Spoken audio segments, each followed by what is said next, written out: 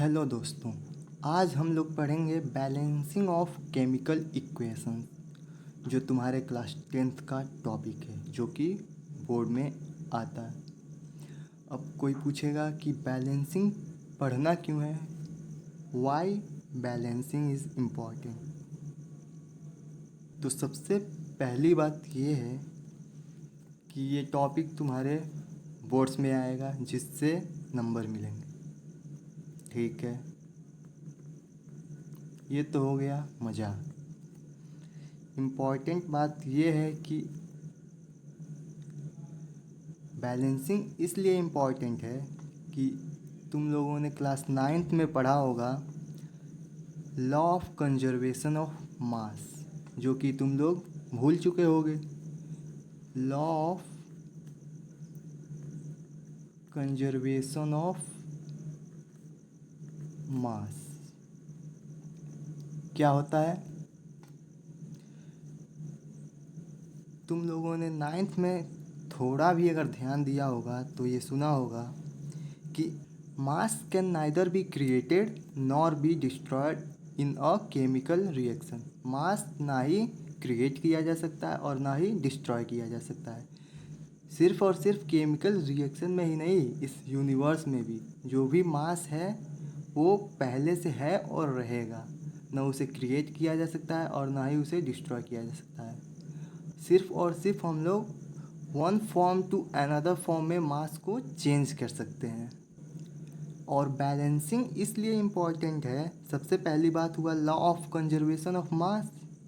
इससे हमें ये समझ में आता है कि the number of atoms of each element remains the same before and after a chemical reaction. जो भी केमिकल रिएक्शन ए प्लस बी से सी प्लस डी, जो भी केमिकल रिएक्शन होगा उसमें जो number of atoms of each element, जो भी एलिमेंट ए के जगह पे होगा या बी के जगह पे कार्बन सिल्वर जो भी होगा, the number of atoms of each elements remains the same before and after the chemical reaction. मतलब कि रिएक्टेंट में और प्रोडक्ट में जो number of atoms of each element होंगे वो सेम होंगे। अब हम आते हैं अपने मेन मुद्दे पर, trick to balance chemical equation. क्योंकि अब तक जो भी बातें हो रही थी इसी चीज़ के लिए हो रही थी कि बैलेंस करते कैसे। सबसे पहले मैं तुम्हें ये बताना चाहता हूँ कि एक प्रायोरिटी ऑर्डर सेट करेंगे हम। प्रायोरिटी ऑर्डर सेट करेंगे हम कि हमें बैलेंस करते टाइम किन चीज़ों का ध्यान देना है। तो सबसे पहले हमें ध्यान देना है कि बैलेंस करते वक्त हमें सबसे पहले देखना है मेटल कौन सा है, फिर नॉन मेटल, फिर ऑक्सीजन, फिर हाइड्रोजन। जैसे कि मेटल कुछ भी हो सकता है, आयरन, कॉपर, जिंक। मेटल तो तुम्हें पता ही होगा क्या होता है, ये एग्जाम्पल्स हैं। फिर non metal, carbon, sulphur, it. फिर ऑक्सीजन और हाइड्रोजन। तो देखते हैं बैलेंस करके, हम बैलेंस करते हैं रिएक्टेंट और ये प्रोडक्ट।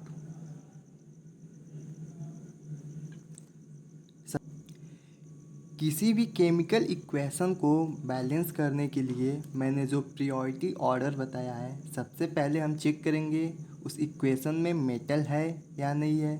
अगर मेटल है तो सबसे पहले हम मेटल को बैलेंस करेंगे, फिर नॉन मेटल को, फिर ऑक्सीजन को, फिर हाइड्रोजन को। तुम्हें तो समझ में आ ही गया होगा कि प्रायोरिटी हमें कैसे देखनी है। अब इस इक्वेशन को देखते हैं। H2 + O2 gives H2O। Reactant में H2 + O2 है, प्रोडक्ट में H2O बना है। H2 गैस O2 गैस से H2O लिक्विड बना है। अब जैसा कि मैंने बताया है, प्रायोरिटी ऑर्डर के हिसाब से हम चेक करते हैं कि इसमें मेटल है या नहीं। मेटल नहीं है, नॉन मेटल भी नहीं है, ऑक्सीजन है, तो सबसे पहले हम ऑक्सीजन को बैलेंस करेंगे। यहाँ रिएक्टेंट में O2 है, प्रोडक्ट में H2O है। रिएक्टेंट में 2 ऑक्सीजन है तो हम यहाँ पर 2 लगा देंगे, 2 ऑक्सीजन हो गया। और जब भी कोई चेंज हम करेंगे, जब भी हम जैसे यहाँ पर 2 लगाए हैं तो कुछ चेंज किए हैं तो हम फिर प्रियोरिटी ऑर्डर को स्टार्टिंग से चेक करेंगे। फिर चेक करते हैं ऑक्सीजन बैलेंस है।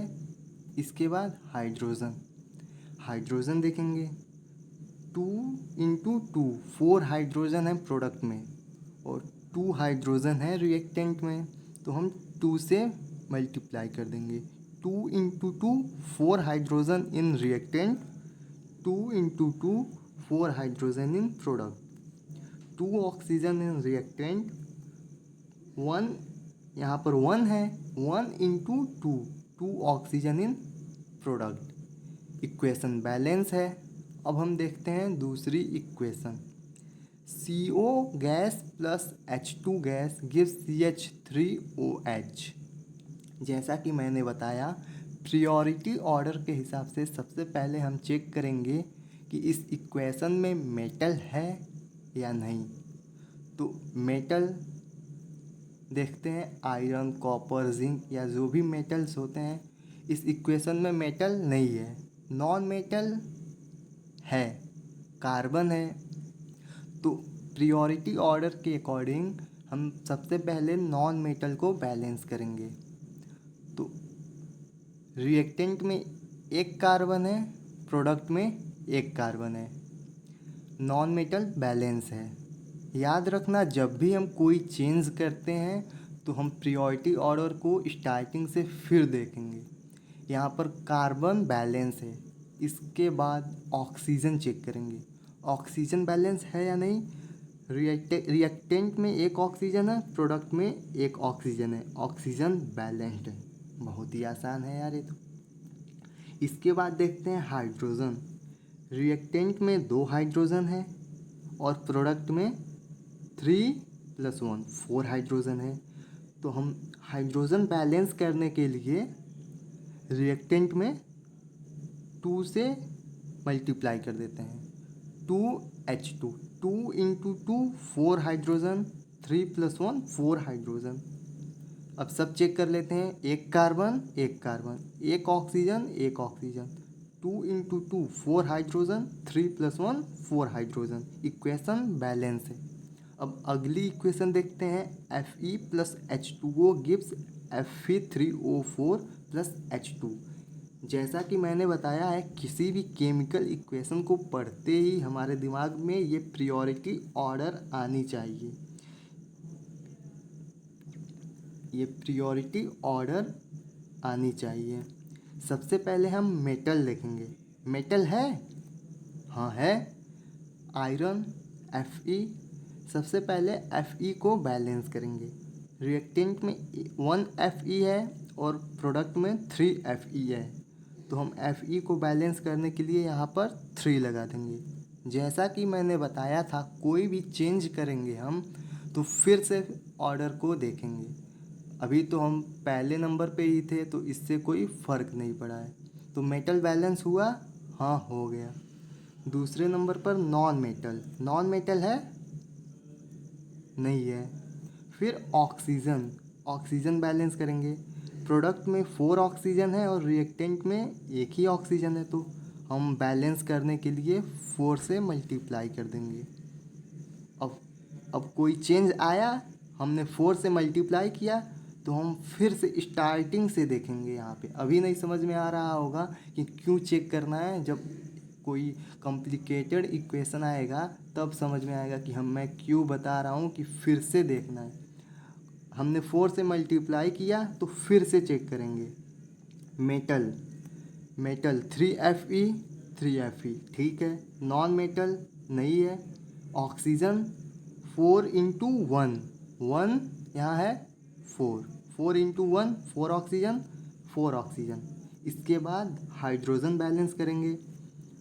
2 × 4 8 हाइड्रोजन, 2 हाइड्रोजन। बैलेंस करने के लिए प्रोडक्ट में हम 4 से हाइड्रोजन में मल्टीप्लाई कर देंगे। 2 इंटू 4 8 हाइड्रोजन, 2 इंटू 4 8 हाइड्रोजन। अब हम स्टार्टिंग से चेक कर लेते हैं। Metal 3Fe 3Fe, 4 oxygen 4 oxygen, 2 into 4 8 hydrogen, 2 into 4 8 hydrogen. Equation balance हो गया। अब हम नेक्स्ट एग्जांपल देखते हैं। FeSO4 gives Fe2O3 plus SO2 plus SO3। अब जैसा कि मैंने बताया, प्रियोरिटी ऑर्डर पर आते हैं और सबसे पहले मेटल को देखते हैं। तो यहाँ आयरन है, Fe मेटल है, इतना तो पता ही होगा। तो Fe को बैलेंस करेंगे। रिएक्टेंट में 1 Fe, प्रोडक्ट में 2 Fe। बैलेंस करने के लिए यहाँ 2 लगा देंगे। 2 Fe 2 Fe। दूसरे नंबर पर नॉन मेटल है, हाँ सल्फ़र है। सल्फ़र को बैलेंस करेंगे। यहाँ पर एक सल्फ़र है, 2 से मल्टीप्लाई हुआ है, 2 इंटू 1 2 सल्फ़र, एक सल्फ़र 2 सल्फ़र। सल्फ़र बैलेंस है। इसके बाद आते हैं ऑक्सीजन पर। Oxygen 2 into 4 8 oxygen in reactant, 3 oxygen plus 2 oxygen, 5 oxygen plus 3 oxygen, 8 oxygen. Oxygen balance है। फिर चेक कर लेते हैं स्टार्टिंग से। 2 Fe 2 Fe, 2 sulphur 2 sulphur, 2 into 4 8 oxygen, 3 plus 2 5 plus 3 8 oxygen. Equation balance है। अब अगला एग्जाम्पल है जो इम्पॉर्टेंट रिएक्शन है, याद रखना। AgCl silver chloride in the presence of sunlight gives Ag plus Cl2 gas. ये इम्पॉर्टेंट एग्जाम्पल है। अब यहाँ सबसे पहले हम देखेंगे मेटल Ag, 1 Ag है, 1 Ag है, बैलेंस है। फिर नॉन मेटल क्लोरीन, एक क्लोरीन है, 2 क्लोरीन है। तो क्लोरीन को बैलेंस करने के लिए हम यहाँ 2 से मल्टीप्लाई कर देंगे। फिर मैंने बताया था कि जो भी चेंज हम करते हैं, यहाँ पर 2 से मल्टीप्लाई किया तो कुछ चेंज किया, तो हम प्रियोरिटी ऑर्डर में फिर स्टार्टिंग से चेक करेंगे। अब मेटल चेक करेंगे 2 Ag। सिल्वर मेटल जो है 2 हो गया और यहाँ पर 1 है, और इससे पहले तो बैलेंस था, चेंज आने पर फ़र्क पड़ा। अब समझ में आया। तो 2 Ag, फिर यहाँ भी बैलेंस करने के लिए हम 2 लगा देंगे। 2 Cl बैलेंस है इक्वेशन। अगला एग्जांपल देखते हैं। ये दोनों एक ही कैटेगरी का एग्जांपल है। AgBr, ये भी सनलाइट के प्रेजेंस में। AgBr silver bromide solid gives Ag solid plus Br2 gas. यहाँ सबसे पहले हम देखेंगे मेटल Ag, 1 Ag है, यहाँ भी 1 Ag है, एक Br है, यहाँ पर 2 Br है। बैलेंस करने के लिए हम यहाँ पर 2 लगा देंगे। अब हमने कुछ चेंज किया तो हम फिर प्रियोरिटी ऑर्डर के स्टार्टिंग से शुरू करेंगे। सबसे पहले मेटल देखेंगे। 2 Ag, यहाँ 1 Ag, तो 2 लगा देंगे। 2 Ag 2 Ag, 2 into 1 2 Br 2 Br। Equation balance है।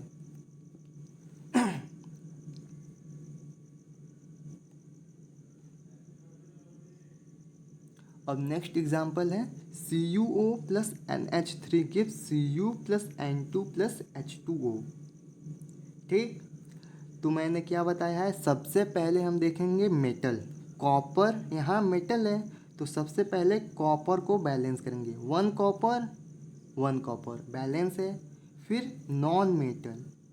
अब नॉन मेटल क्या है, नाइट्रोजन, एक नाइट्रोजन, यहाँ 2 नाइट्रोजन। तो नाइट्रोजन को बैलेंस करने के लिए हम यहाँ पर 2 लगा देंगे। और जब भी हम कोई चेंज करेंगे तो फिर स्टार्टिंग से प्रियोरिटी ऑर्डर देखेंगे। और प्रियोरिटी ऑर्डर में सबसे पहले क्या है, हम मेटल को चेक करते हैं। अब मेटल चेक करते हैं। 1 कॉपर, ठीक है। 2 नाइट्रोजन है, ठीक है। फिर ऑक्सीजन, यहाँ एक ऑक्सीजन है, यहाँ भी एक ऑक्सीजन है, ठीक है। फिर हाइड्रोजन, 3 इंटू 2 6 हाइड्रोजन, 2 हाइड्रोजन। तो हम बैलेंस करने के लिए यहाँ पर 3 से मल्टीप्लाई कर देते हैं। फिर चेंज किया हमने तो प्रियोरिटी ऑर्डर के स्टार्टिंग से देखेंगे। सबसे पहले मेटल चेक करेंगे, 1 कॉपर 1 कॉपर, ठीक है। फिर नॉन मेटल, नॉन मेटल क्या है, नाइट्रोजन, 2 नाइट्रोजन है, यहाँ पर 2 नाइट्रोजन है, ठीक है।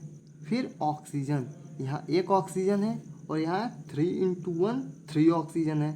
तो ऑक्सीजन को बैलेंस करने के लिए हम क्या करेंगे, यहाँ 3 से मल्टीप्लाई कर देंगे। फिर हमने कुछ चेंज किया तो प्रियोरिटी ऑर्डर के स्टार्टिंग से हम शुरू करेंगे। सबसे पहले मेटल देखेंगे, यहाँ पर कॉपर 3 कॉपर हो गया, यहाँ पर 1 कॉपर है, तो कॉपर को बैलेंस करने के लिए 3 से मल्टीप्लाई करेंगे, कॉपर बैलेंस हो गया, मेटल हो गया। फिर नॉन मेटल, नॉन मेटल क्या है, नाइट्रोजन, नाइट्रोजन को बैलेंस करने के लिए हम देखते हैं 1 इंटू 2 2 नाइट्रोजन, यहाँ भी 2 नाइट्रोजन बैलेंस है। फिर ऑक्सीजन 3 इंटू 1 3 ऑक्सीजन, यहाँ भी 3 इंटू 1 3 ऑक्सीजन बैलेंस है। और फिर hydrogen 3 into 2 6 hydrogen, 2 into 3 6 hydrogen balance हो गया। फिर लास्ट हम चेक कर लेते हैं, 3 copper 3 copper, 3 oxygen, 3 into 1 3 oxygen.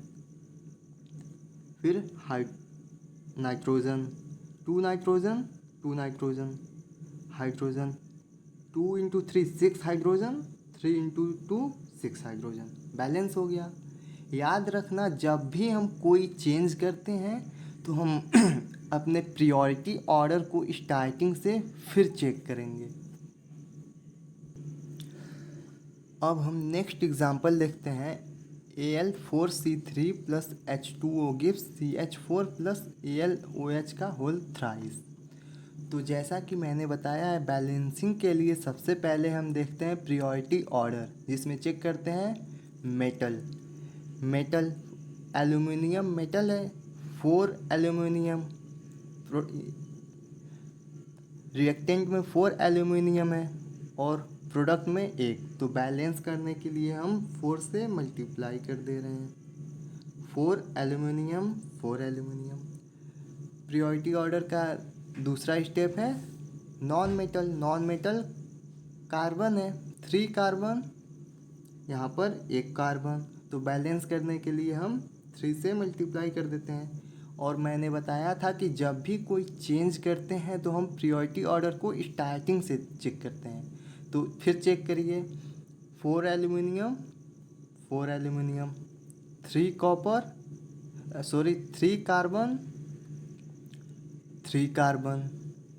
इसके बाद ऑक्सीजन हम देखते हैं, 3 ऑक्सीजन है जिसमें मल्टीप्लाई हुआ है 4 का, तो 4 इंटू 3 12 ऑक्सीजन, और रिएक्टेंट में 1 ऑक्सीजन है, तो हम यहाँ 12 से मल्टीप्लाई कर देते हैं, ठीक।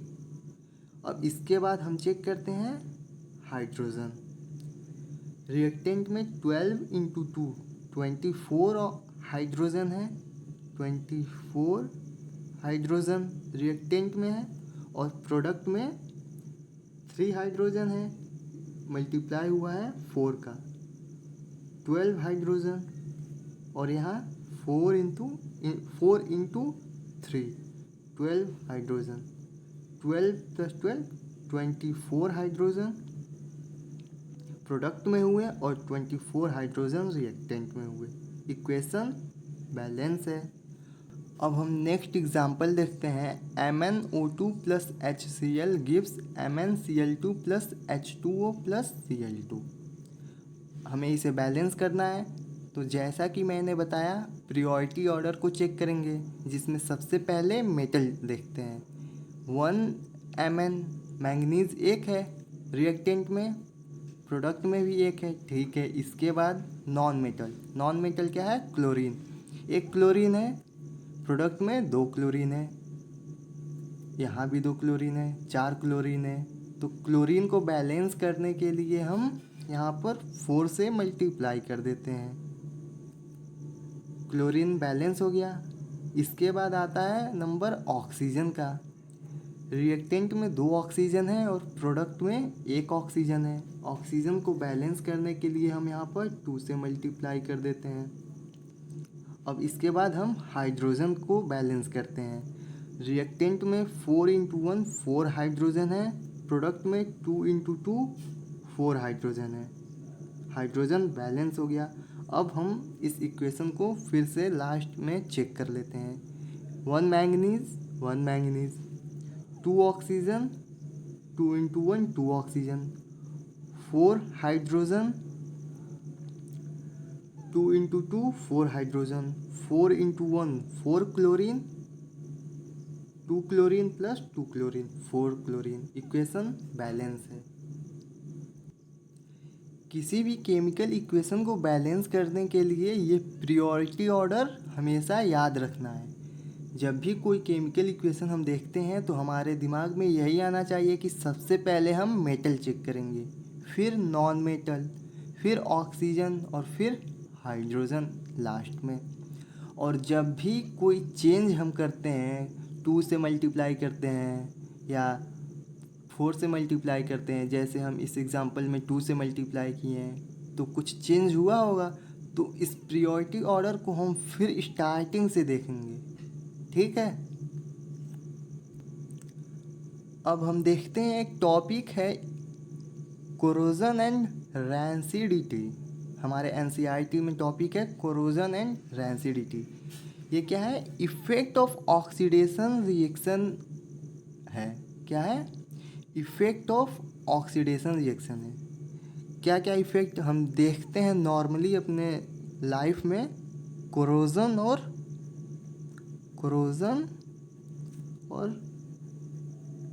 रैंसिडिटी। अब देखते हैं corrosion. It is a natural process in which metals deteriorate, मतलब बिकम्स वर्स। उनकी कंडीशन और ख़राब होती है, जैसे कि वीक होते हैं, उनकी लाइफ जो भी स्पैन होती है वो कम हो जाती है due to chemical reactions with their environment. क्या होता है? एक नेचुरल प्रोसेस होता है जिसमें मेटल्स की लाइफ जो होती है वो कम हो जाती है और उनकी जो भी क्वालिटीज़ होती हैं वो पहले से ख़राब हो जाती हैं due to chemical reactions with their environment. Environment में क्या है? मॉइस्चर है, ऑक्सीजन है, उनसे रिएक्शन करने के बाद जिससे क्या होता है? लीडिंग टू डैमेज और वीकेनिंग ऑफ द मटेरियल। जैसा कि मैंने बताया कि कोई भी मटेरियल होता है वो डैमेज हो जाता है या वीक हो जाता है। अब कोरोजन के क्या कारण होते हैं? Cause of corrosion. Corrosion occurs when a metal reacts with substance like water, oxygen or other chemicals in its surrounding। आमतौर पर हम देखते हैं कि जब भी हम मेटल जैसे कि आयरन रख देते हैं तो हमारे इन्वायरमेंट में मॉइस्चर है, ऑक्सीजन है, तो आयरन मॉइस्चर को एब्जॉर्ब करके ऑक्सीजन से रिएक्ट करता है जिससे कि मेटल का ऑक्साइड बन जाता है आयरन पे और वो मेटल कोरोड हो जाता है। The most common type is rusting, जिसे हम रस्टिंग बोलते हैं। जो मेटल आयरन का कोरोड होता है उसे रस्टिंग बोलते हैं। Rusting occurs in iron and steel. Rusting किस में होता है? आयरन में और स्टील में होता है, जो किसका कारण है? कोरोजन का।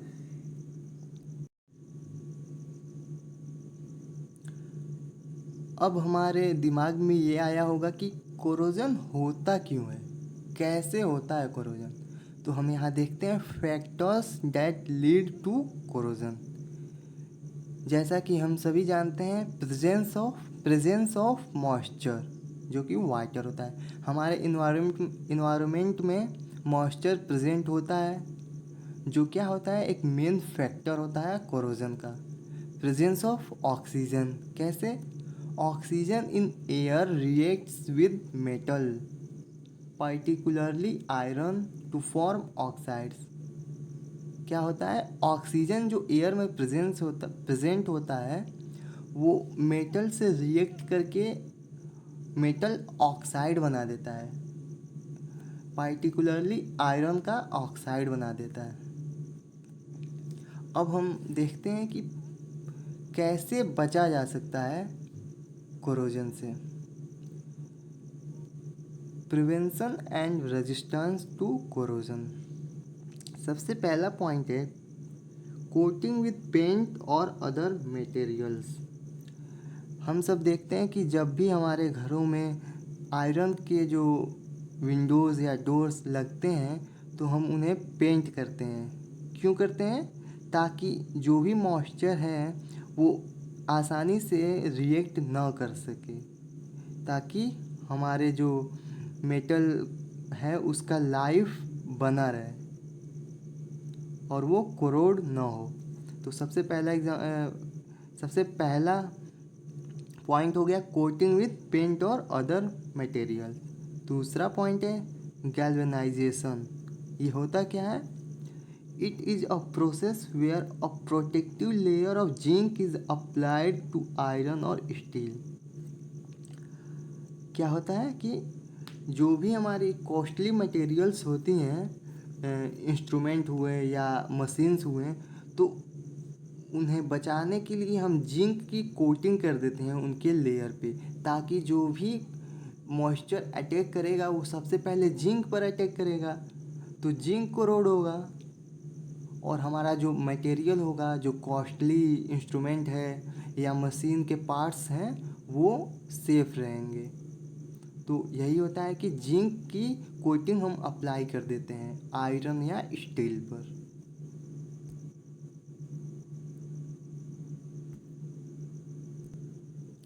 तीसरा पॉइंट है alloying.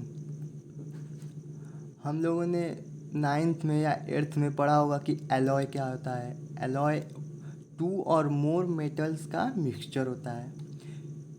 Metals can be made more resistance to corrosion by mixing them with other metals.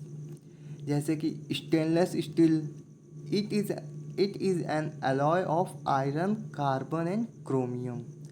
Steel जो होता है आयरन, कार्बन और क्रोमियम का एलॉय होता है। एलॉय बनाने से हमारा जो कोरोजन होता है वो काफ़ी कम हो जाता है, रेजिस्टेंस का काम करता है। अब हम देखते हैं रैंसिडिटी। रैंसिडिटी क्या होता है? रैंसिडिटी क्या होता है? ये भी एक इफ़ेक्ट ऑफ ऑक्सीडेशन रिएक्शन है। क्या होता है?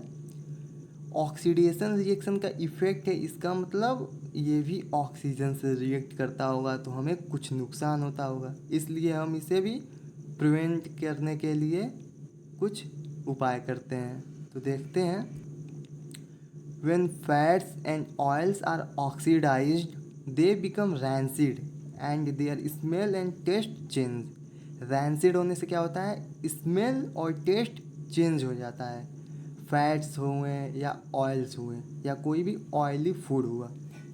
This is usually occurs when food is exposed to air, light और moisture for a long time. जैसा कि मैंने बताया कि रैंसिडिटी एक इफ़ेक्ट है ऑक्सीडेशन रिएक्शन का। तो यहाँ हम देख सकते हैं कि this usually occurs when food is exposed to air, light और moisture for a long time. जब फूड को हम एयर से एक्सपोज कर देते हैं फॉर लॉन्ग टाइम के लिए तो रैंसिडिटी हो जाती है, जिसके कारण जो भी फूड होता है उसका टेस्ट और स्मेल चेंज हो जाता है। अब रैंसिडिटी के प्रिवेंशन के लिए हम क्या कर सकते हैं? तो देखते हैं, to prevent rancidity people often store food in air tight containers और इन कूल डार्क प्लेस। क्यों ऐसा करते हैं? ताकि जो एयर से उसका एक्सपोजर है वो कम हो सके।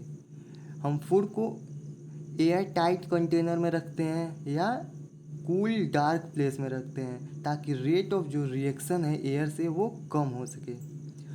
और भी उपाय हो सकते हैं, जैसे कि adding antioxidants can slow down this process antioxidant मतलब जो भी ऑक्सीजन से रिएक्ट कर रहा है उसको प्रिवेंट करने के लिए एंटीऑक्सीडेंट हम यूज कर सकते हैं। तो ये हुआ हमारा आज का लेक्चर, जिसमें मैंने आप लोगों को बताया बैलेंसिंग केमिकल इक्वेशन, बैलेंसिंग क्यों इम्पॉर्टेंट है, जिसमें आगे हम लोगों ने देखा effect of oxidation reaction in everyday life में क्या क्या होते हैं, जो हमारे चैप्टर में दिए हैं, कोरोजन और रैंसिडिटी, जिसमें हमने पढ़ा कि कोरोजन होता क्या है, उसके क्या कॉज हैं, कोरोजन के प्रिवेंशन के लिए हम क्या कर सकते हैं। फिर हमने देखा कि रैंसिडिटी क्या होती है, उसके क्या कॉज हैं, क्या प्रिवेंशन के मेथड्स हैं। इन सब चीज़ों को हमने इस लेक्चर में डिस्कस किया है। फिर मिलते हैं अगले लेक्चर में।